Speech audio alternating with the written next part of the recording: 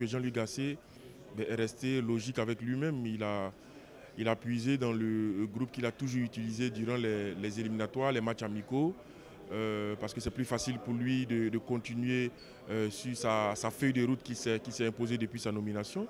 Et donc ce groupe-là, comme on le savait, n'a pas de surprise en son sein, sauf le retour de Nicolas Pepe qui était blessé, qui est revenu, qui avait besoin de retrouver de la confiance dans le jeu.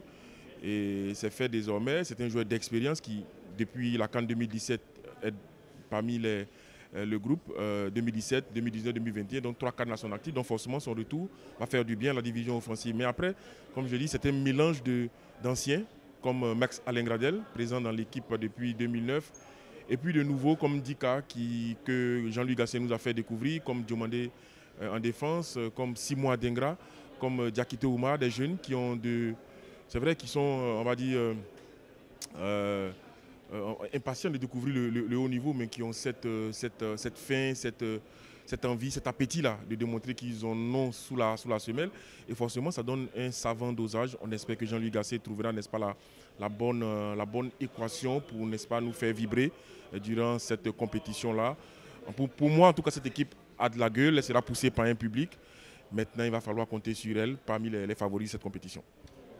Dire que cette liste va nous conduire à la victoire finale, ça sera trop difficile de le dire, mais elle est compétitive. Oui, et bien, elle est compétitive parce que quand même, on retrouve les joueurs présélectionnés par Jean-Louis Gasset, on retrouve pratiquement la quasi-totalité de ces joueurs. Petite surprise, c'est Amani Lazare également qui vient avec le jeune Doumbia en défense. Mais la crainte, c'est évidemment l'état de forme de nos attaquants. Parce que lorsque tu as Sébastien Haller, qui pour le moment, comme l'a dit l'entraîneur, n'est pas au mieux de sa forme, pareil pour Simon Adengra, ça montre qu'on a quand même quelques limites. Mais je le dis dans l'ensemble, Jean-Louis Gasset a fait la confiance à ses titulaires habituels. De surprise, l'absence de Zaha, mais à maintes reprises, il a du mal à expliquer la raison pour laquelle Zaha n'est pas présent. Mais on le sait, peut-être que Zaha ne rentre pas dans, on va le dire, la dynamique au niveau environnemental, au niveau de l'ambiance du groupe. Mais dans l'ensemble, je peux le dire, cette liste peut apporter quelque chose à la Côte d'Ivoire. Reste à démarrer la compétition. C'est des jeunes. Lorsque tu prends Chester, il a déjà joué une compétition avec les jeunes. Lorsque tu prends des joueurs comme Christian, aujourd'hui, ils sont habitués à la Coupe d'Afrique des Nations. Il va falloir quand même faire confiance. Mais il faut le dire, la confiance que toute la population ivoirienne va attribuer à cette équipe des éléphants de Côte d'Ivoire qui permettra peut-être à cette équipe de monter en puissance. Parce que lorsque vous regardez la liste, ce n'est pas loin de 2015, avec des surprises quand même, des jeunes joueurs en qui on n'avait pas vraiment confiance et qui finalement, au fil des matchs, au fil des rencontres, ont permis à la Côte d'Ivoire d'espérer jusqu'à remporter le Graal. Dire de cette liste qu'elle va nous permettre de remporter le trophée, ça sera vite d'en parler, mais il faut le dire quand même, il ne pouvait pas faire mieux, c'est sa liste. C'est la liste que nous a attendu un peu, à part 2 éléments de surprise.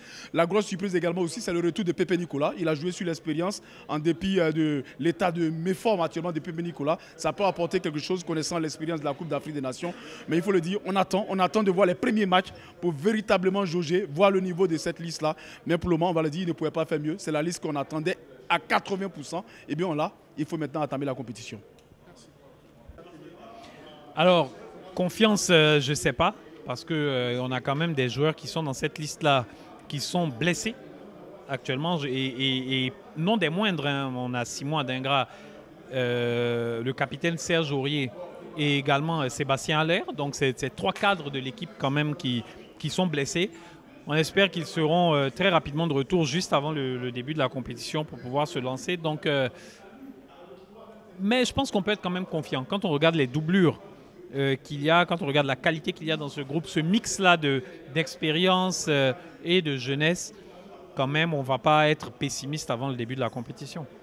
La réussite de cette équipe des éléphants de Côte d'Ivoire va dépendre, c'est vrai, des joueurs, donc de leur état de forme, mais surtout donc de la solidarité qui va exister entre eux, de la connexion qui va exister et qui a été d'être construite depuis quelque temps avec Jean-Louis Gasset. C'est vrai qu'il est peu perceptible tout simplement, mais qui au fur et à mesure donc, des rencontres va se construire, va se perfectionner tout simplement, donc je l'ai dit au fil des rencontres.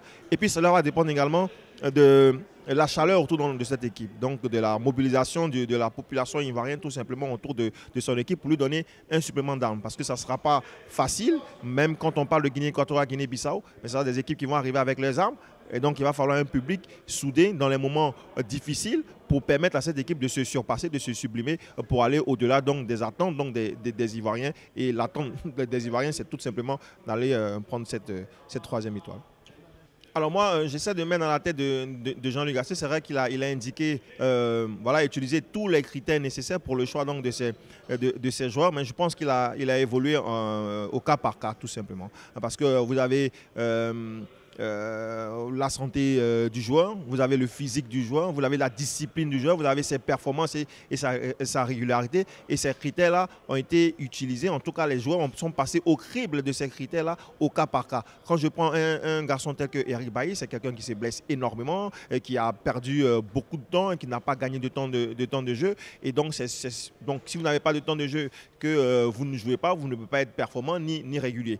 Pour le cas de Zaha, c'est complètement différent. C'est un garçon qui performe avec Galatasaray, donc on ne peut pas brandir donc le critère sportif. C'est juste disciplinaire. Et il a dit avant donc, la rencontre face aux Seychelles qu'il n'aimait pas les joueurs indisciplinés. Et il avait constaté cela avec Wilfried Zaha. Et donc il souhaitait garder, on va dire, Edem son groupe pour ne pas créer une cassure tout simplement qui rendrait beaucoup plus fragile l'équipe et l'équilibre de son équipe.